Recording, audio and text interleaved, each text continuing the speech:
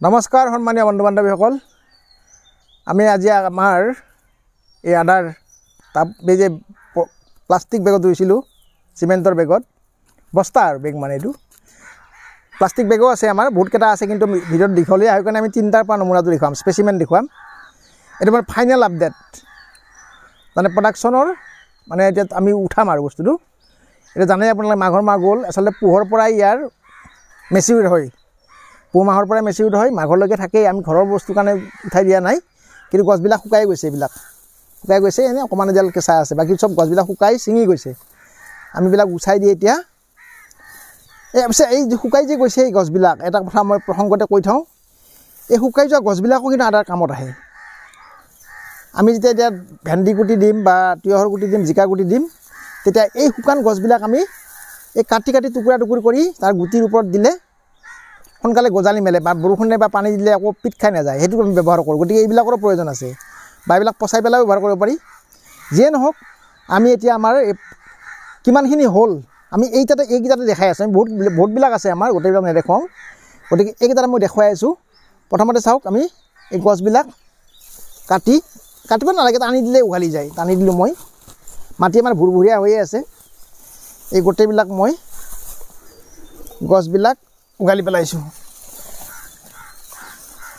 উঠিয়ে আছে আমাৰ গছবিলাক এই গোটেইখিনি গছ মই পেলাই দিছোঁ মাটি আমাৰ ভুৰভুৰীয়া হৈয়ে আছে আমাৰ গতিকে আমি খান্দিব লাগিব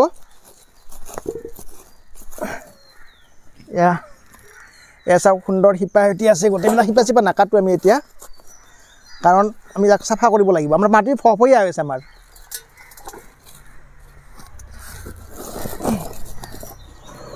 ফৰফৰীয়া কৰি ৰাখিব লাগিব মাটি দুই এটা ছিঙিও যায়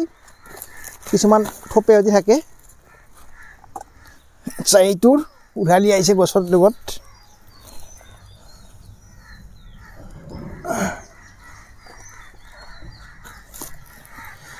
এইবিলাক শিপা এতিয়া আছে গোটেই বঢ়িয়াকৈ পিছত চাফা কৰিম এইবিলাক আমি এজন বন্ধুৱে কৈছিল আমাক যে ইয়াত হ'ব নেকি বস্তাত যে হ'লে আপডেট দিব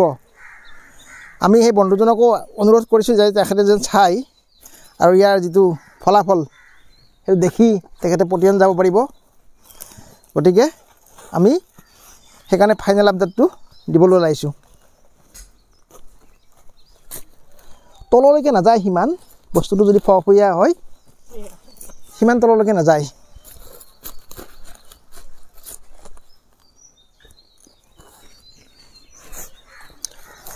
এইটো অলপমান ডাঙৰ হৈছে আখি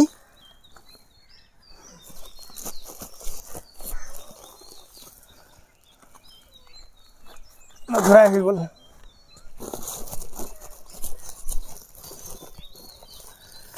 সুন্দৰ দেখিছে কেনেকুৱা গাঁঠি হৈ গৈছে এইবিলাক কলৰ আখিৰ নিচিনা আখি হৈছে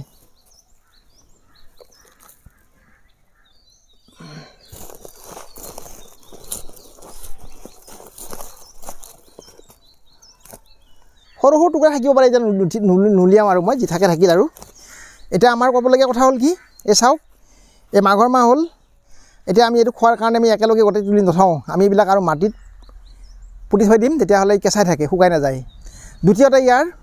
ৰুবলৈ সময় হ'ল এতিয়াৰ পৰা যদি আমি মাটি যদি প্ৰস্তুত কৰি ইয়াক মাটিত দি পেলাই পানী চানী দি থাকোঁ তেতিয়া সোনকালে গজালি মেলিব আৰু ই সোনকালে বৃদ্ধি হ'ব গতিকে সেইকাৰণে আদা ৰুবৰো সময় হৈছে এতিয়া গতিকে যিয়ে নহওক চাওক এইটো আমাৰ তিনিটা বস্তাত বা বেগত এইখিনি হ'ল ইয়াতে 1.5 কেজি 2 কেজিমান হ'ব ইয়াতে 2 কেজি ধৰণৰ উৎপাদন পালোঁ আমি গতিকে এনেকুৱা ধৰণে যদি 10-15টা উৎপাদন কৰিব পাৰি